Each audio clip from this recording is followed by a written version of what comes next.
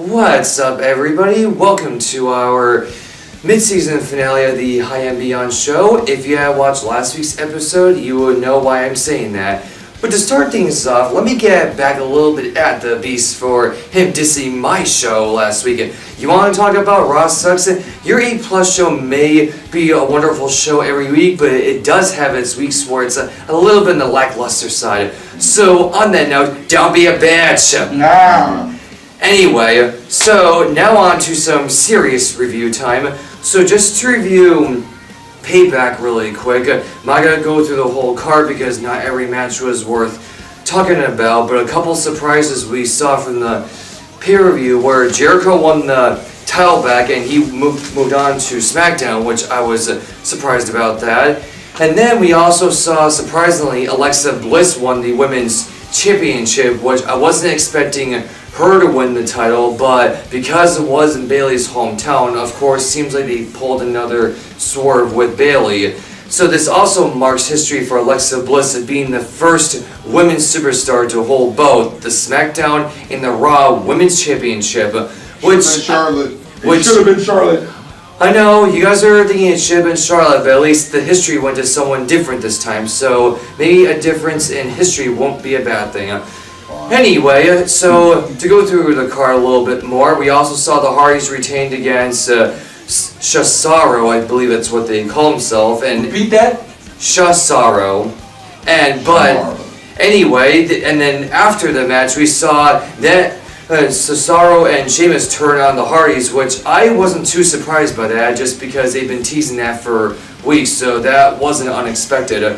And then we also had Seth Rollins take on Samoa Joe, which actually was a pretty good match. However, I was expecting Samoa Joe to get his first pay-per-view win, but oh well. And then we had the treacherous House of Horrors match. I didn't dig into this match too much because I did not really see the whole concept or the whole point of it, which all but led to Bray winning the match, whatever.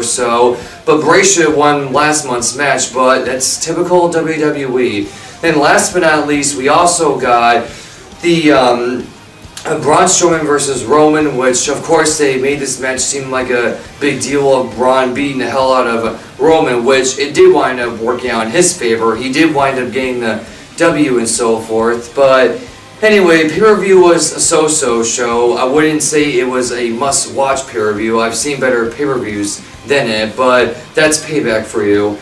Now on to a little bit of Raw review. So Raw opens up with Bliss doing the coronation for the Women's Championship, where she went and had some exchanges with some of the faces out there. And of course, when she got to Bayley, she got under Bayley's skin and Bayley started attacking her, which led to an 8-woman tag team match between the faces and the heels the following night, which Alexa Bliss once again got the W. Then we also got an update on Braun and Roman, saying that Braun is so-called hurt when it's all just work, and Roman apparently is legit injured. Not sure how long he might be out for, but hope he recovers quick. Then we also got the segment of Rollins, Miz, and Balor, where Rollins is saying he wants to go back for the Universal title, but then Balor comes out and says, I never got my rematch since I never lost the title, which is a good point. And not for nothing, Rollins was also the one who injured Balor, so all the more reason why they had some exchanges there, which led to the Miz coming out along with Dean Ambrose, only for all of them to argue about a championship match, which led to Kurt Angle making a triple threat match between Balor, Miz, and Rollins for the Intercontinental title, which later on in the night, of course, Miz won the match with the help of Bray Wyatt, where Bray Wyatt attacked Finn Balor and Samoa Joe attacked Rollins. So basically that gives the indication that we're going to see a Wyatt versus Balor feud, which I actually wouldn't mind it though, but I just hope after whatever feud they put Balor in, hopefully they put him back in the Universal title picture. So I'm hoping they do more with Balor since he's been out for a while. But so WWE, just push the guy, please. And then last couple of things, we also got the Cruiserweight match between Austin Aries and TJP, they're calling him now, which Austin Aries got the win on TJP. Pretty good match there, so not going to complain. I just hope Austin Aries really gets the Cruiserweight title the next time that he finally gets another chance.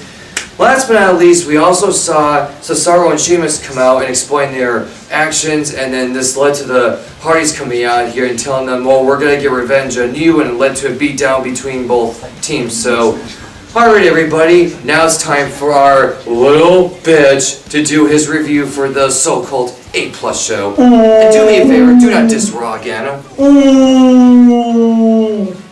So it seems like already, first off, how y'all doing for the last time, for the moment?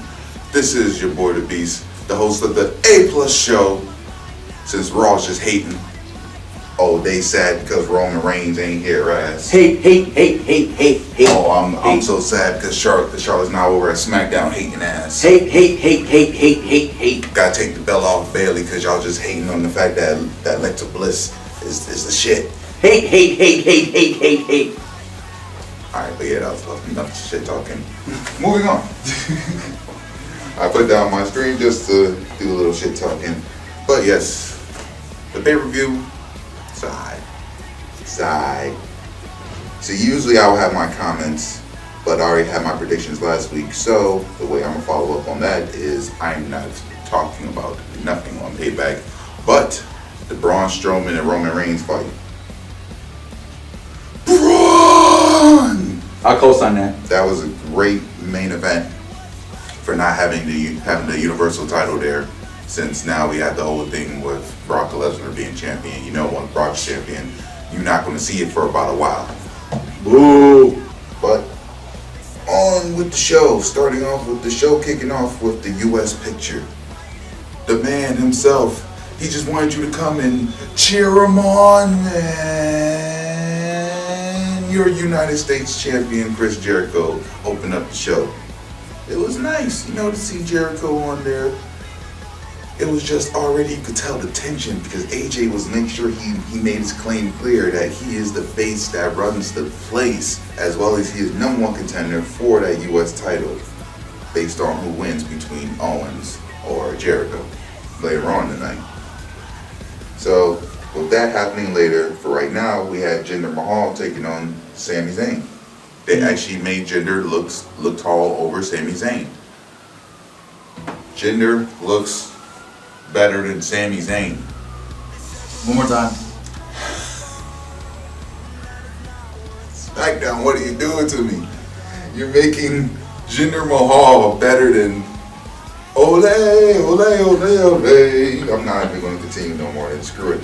Next up, we had a jobber matchup with Ty I can't even say his name. That's sad. Ty Dillinger, aka the Perfect 10, squashed Aiden English. It's sad right now. They have Aiden trying a different gimmick, but so far he's been squashed in both his matches so far. Ain't that a bitch? And all that, his new gimmick's not even a new gimmick. It's just that was his first gimmick at NXT before they started doing the whole. What was the tag team called again? It's sad. I already forgot their names, and they was only around for just a short time. Anyway, Simon Gotch is gone.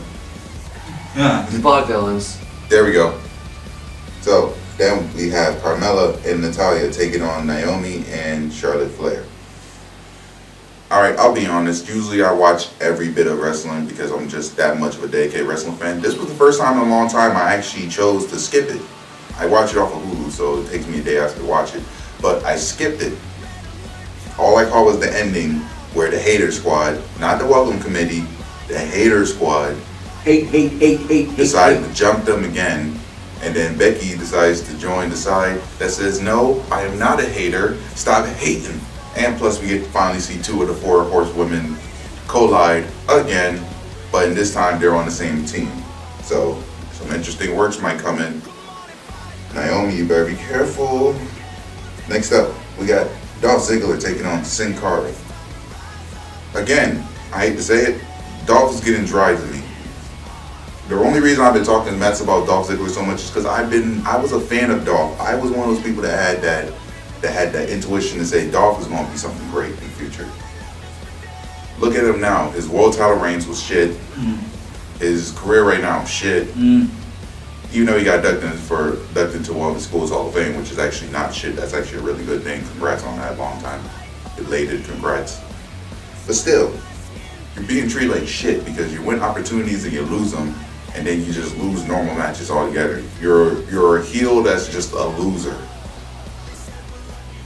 God. But anybody could beat Sin Cara, hence why Dolph beat Sin Cara. And last, we had our main event.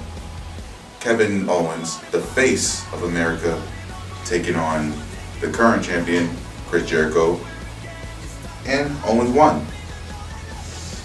I don't know how to feel about that booking. It makes sense because Jericho's won back on the Fozzy tour. That is true. Respect. So it's a weird swerve, but my thought is this. What's the point? I'd rather Jericho just took the L at the pay-per-view and just left from there rather than let me go to SmackDown just to lose the title and get attacked. That theory sucks. Wanna know why I say it sucks? Why? Because why would you have Jericho, Chris fucking Jericho, leave on the shitty note like that? Because he done it before. That's in the past. We're talking about now.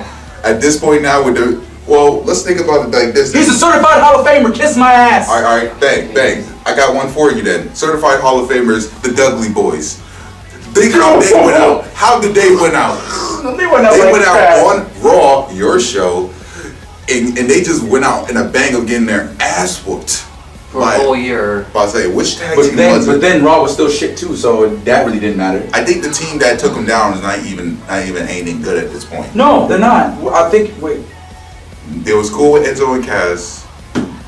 See here, remember this was the start of the Vaude Villains? Nah. When they were on Raw? Vaude was always SmackDown. No, I mean before the brand split. I don't know. I don't know. It's a young tag team, but at this point, a young tag team don't have hype from what it was. Yeah, Because it definitely couldn't have been the New Day. That's the only other team I know around No, there. because they weren't even in New Day contendership at all back then. Wait. It was the Usos, wasn't it? Yeah, it was the Usos. It was the Usos. It was the Usos. And that's why they got their tag team title reign on SmackDown. I know this just seemed like we just ranted about some facts real quick. But they're facts. Facts. Alright, so it's time to say goodbye. For a short bit. Yeah, it's only for a short bit, but more ideas coming soon. Hopefully we can come up with something different because the view count is crap, but we enjoy making films. The view count reflects Raw ratings. Alrighty. The sad part, that is true. That's But- fucked up. I'm sorry. But yeah, here at High and Beyond, we try our best with everything. As you see, we have fun with it regardless if the view count is high or not, but certain series, they need a reason to continue. And you wondering why this is here.